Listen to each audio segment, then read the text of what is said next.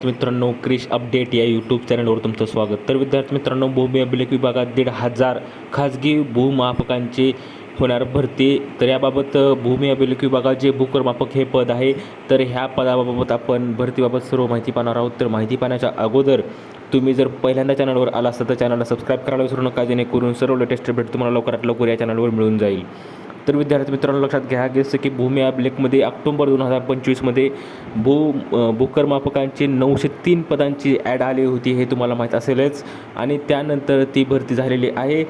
आणि waiting list मध्ये जे विद्यार्थी आहेत त्यांना भरतीमध्ये समाविष्ट करण्याऐवजी जे भूमी अभिलेख विभागाकडून जे 1,500 जे भूमापकांची भरती होणार आहे, ती खाजगी भूमापकांची भरती होणार आहे. तर ते पाहूया की छोट्या जिल्ह्यात 50 तर मोठ्या जिल्ह्यांना 100 अशा प्रकारे 1,000 भूमापकांची नेमणूक केली जाणार आहे. तर त्यात आपण पाहणार आहोत की राज्यातील मोजणी जलद गतीने मार्गी लावण्यासाठी आता राज्यभरात एकवट वेतनावर 1,500 खाजगी भूमापक नेण्याचा निर्णय भूमी अभिलेख विभागाने घेतला आहे. आणि खाजगी भूमापकांची नेमणूक करणे, त्यांना प्रशिक्षण देणे आणि त्यानंतर प्रत्यक्ष काम देण्यास 3 महिन्यांचा कालावधी लागणार आहे. 3 महिन्यानंतर 1 महिन्यात मोजणी अर्ज निकाली काढण्याचे उद्दिष्ट विभागाने ठेवले आहे.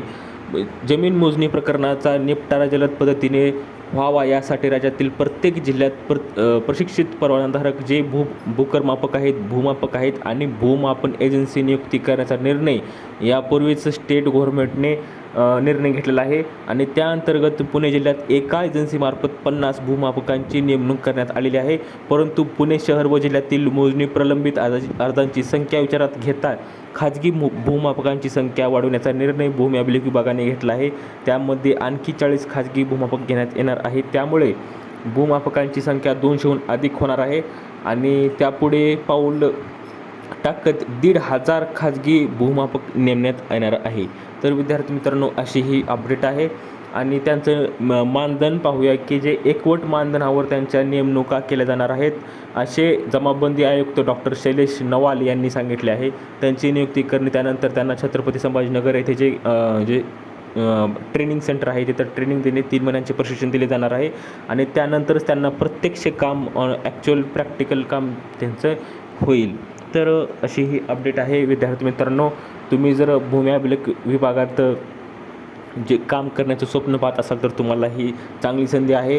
मला वाटते की 903 जागेनंतर जे वेटिंग लिस्टमध्ये जे विद्यार्थी होते त्यांना डावलून सरकारचा प्लॅनिंग आहे की हे कॉन्ट्रॅक्ट बेसिसवर त्यांचं भरती करायचं त्यांचा प्लॅन आहे.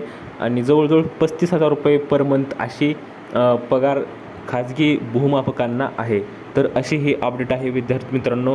तर दिलेली माहिती समजली असेल तर तुम्हाला व्हिडिओला लाईक करा, जास्तीत जास्त शेअर करा आणि चॅनलला सबस्क्राईब करायला विसरू नका. तर भेटूया पुढच्या व्हिडिओमध्ये अशीच एक अपडेट घेऊन. तोपर्यंत धन्यवाद.